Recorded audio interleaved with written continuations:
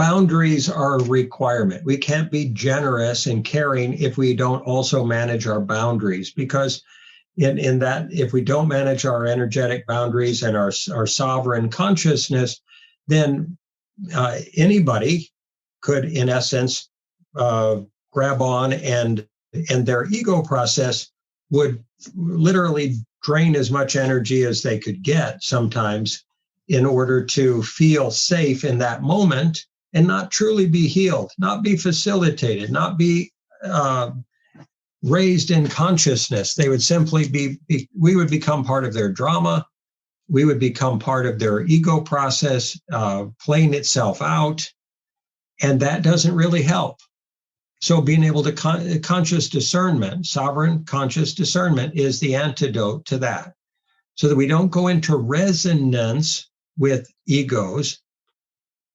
Empathy is it's an incredibly powerful tool for accurately perceiving another person's emotional process and state. It's great to utilize it as a camera that takes snapshots, and not as a movie camera that's constantly recording everything that they're and resonating with everything that another person's going through. So empathy, yes. In rapport, not resonance.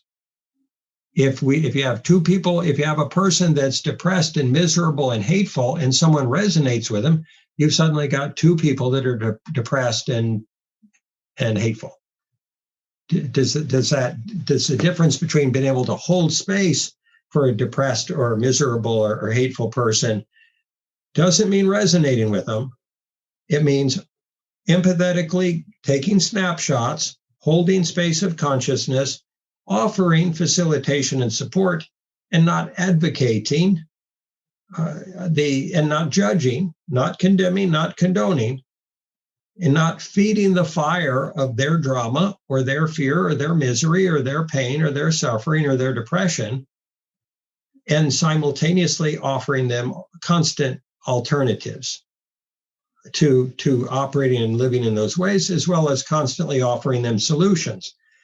And just as we used in the lifeguard metaphor previously, lifeguards are taught, if they jump into the water with somebody that's drowning, it's quite common that the person who's drowning will try to swim up to them in total terror, dive on them, wrap their arms around the neck of the lifeguard and drown the lifeguard, climbing up on their shoulders, and then that person drowns. The person who was trying to be saved drowns because there's no lifeguard left to save them anymore. So they teach lifeguards, be ready to pop the person in the nose if they're in a frantic, terrified state, in order to distract them enough to be able to get your arm across their neck and under their arm, and then you can tow them safely. They may have a bloody nose and they'll be alive. This is practical wisdom here. This is grounded, practical understanding of the dynamics of human beings. You can become so skilled that the bopping on the nose dynamic is rarely required. And I would suggest that paradoxically, even when you become very astute at facilitation and conscious discernment and facilitation and rapport, there will be some dynamics in which that's the only option on the menu, because people become so triggered or so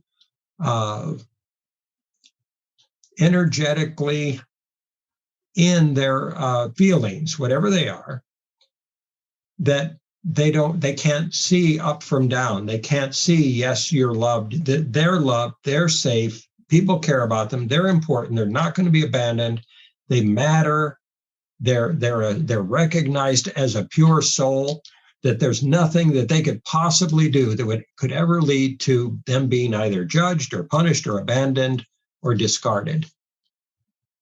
And when they get that, when they truly get that right down to their socks, then they start to know who they really are as a soul, because they start to know how much God loves them, how unconditionally loved they are, how much possibility there is for us to collaboratively care about each other first and always be there for each other.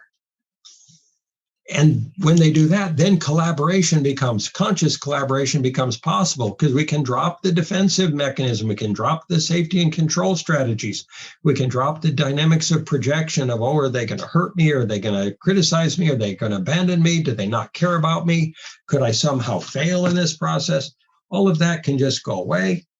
And then we can just be together. We can have conscious community. We can work together. We can play together. We can have fun creatively in the process, and all of us can recognize each other's innate goodness and worthiness and deservedness of that quality of connection.